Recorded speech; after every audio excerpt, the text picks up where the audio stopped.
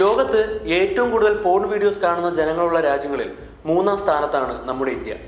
എന്നിട്ടും ലോക സിനിമയിൽ ഇന്ത്യൻ സിനിമയുടെ അഭിമാനമായി മാറിയ ഏറെ കലാമൂല്യമുള്ള ഒരു സിനിമയിലെ ഏതാനും സെക്കൻഡുകൾ ദൈർഘ്യമുള്ള ഒരു സീനിന് വേണ്ടി മലയാളി ആൺകൂട്ടം തമ്മിൽ കടിപിടിയിലാണ്.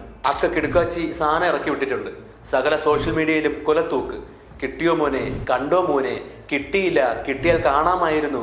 ഇതൊക്കെയാണ് 77ാമത് കാൻ ഫിലിം ഫെസ്റ്റിവലിൽ ഗ്രാൻഡ് പ്രി പുരസ്കാരം നേടുന്ന ആദ്യ ഇന്ത്യൻ സിനിമയുടെ നായികയ്ക്ക് മലയാളികൾ നൽകുന്ന അംഗീകാരം. സകലമാന പോൺ സൈറ്റ് കണ്ടിട്ടും തീരാത്ത അത്രയ്ക്കുള്ള സ്ത്രീ ശരീരത്തോടുള്ള അടങ്ങാത്ത ആവേശവും കൗതുകവുമാണ് ഇവരുടെയൊക്കെ ആക്ച്വൽ പ്രോബ്ലം.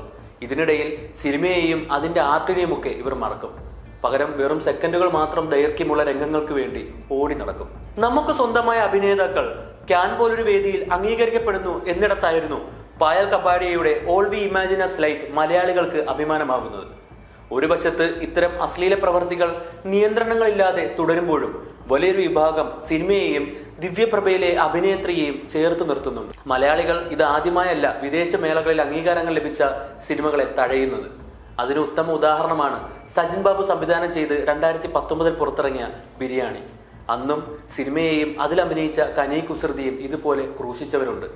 പ്രേക്ഷകരെത്തിയിട്ടും ബിരിയാണി പ്രദർശിപ്പിക്കാൻ കഴിയാത്ത അനുഭവം കോഴിക്കോടും ആറ്റിങ്ങലും കൊല്ലത്തുമൊക്കെ ഉണ്ടായിട്ടുണ്ട്. ഇവരെയൊന്നും തെറ്റു പറയാനും പറ്റത്തില്ല. മാനസികമായി വികസിക്കാൻ പറ്റാത്ത കൂട്ടർക്ക് ഇത്രയൊക്കെ പറ്റത്തുള്ളൂ. ഈ സിനിമ ചെയ്യുമ്പോൾ ഇത്രത്തോളം അംഗീകാരം ലഭിക്കുമെന്ന് ഞാൻ പ്രതീക്ഷിച്ചിരുന്നില്ല. പക്ഷേ ഈ സീൻ ചെയ്യുമ്പോൾ മലയാളികളുടെ പ്രതികരണം ഇങ്ങനെയായിരിക്കുമെന്ന് ഞാൻ പ്രതീക്ഷിച്ചിരുന്നു.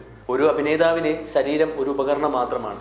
സിനിമയിലെ ഈ രംഗത്തെ മാത്രം ചുറ്റിപ്പറ്റി നടത്തുന്ന സംഭാഷണങ്ങളും കമന്റുകളും അവരുടെ സെക്ഷൽ ഫ്രസ്ട്രേഷൻ തീർക്കുന്നതിന് വേണ്ടി മാത്രമുള്ളതാണ്. എന്നെ സംബന്ധിച്ച് ഞാനിതൊന്നും പ്രാധാന്യം നൽകുന്നതേയില്ല. കാരണം ഞാൻ ഇവിടെ മാത്രം ഒതുങ്ങി ജീവിക്കുന്ന ഒരാളല്ല. ദിവ്യപ്രഭയുടെ വാക്കുകളാണിത്. അതെ, ഈ നാട്ടിൽ ജനിച്ച നടിയായി പോയതാണ് നിങ്ങളുടെ പ്രശ്നം. ആൾ വി ഇമാജിൻ എസ് ലൈറ്റ് പോലൊരു ഗ്ലോബൽ സിനിമയെ തുണ്ടുപടം എന്ന് വിളിച്ച് കളിയാക്കുന്നവർ ഈ നാട്ടിൽ ഇനിയും ധാരാളം ഉണ്ടായേക്കാം. കുരയ്ക്കുന്ന എല്ലാ പട്ടികളെയും കല്ലെടുത്തെറിയാൻ നിൽക്കാതെ അനുവിനെ പോലുള്ള മികച്ച കഥാപാത്രങ്ങളുമായി സിനിമാ ജീവിതം തുടരും. സിനിമയും കഥാപാത്രങ്ങളെയും സ്നേഹിക്കുന്ന ഒരു കൂട്ടം ജനങ്ങൾ നിങ്ങളെ കാത്തിരിക്കുന്നുണ്ട്.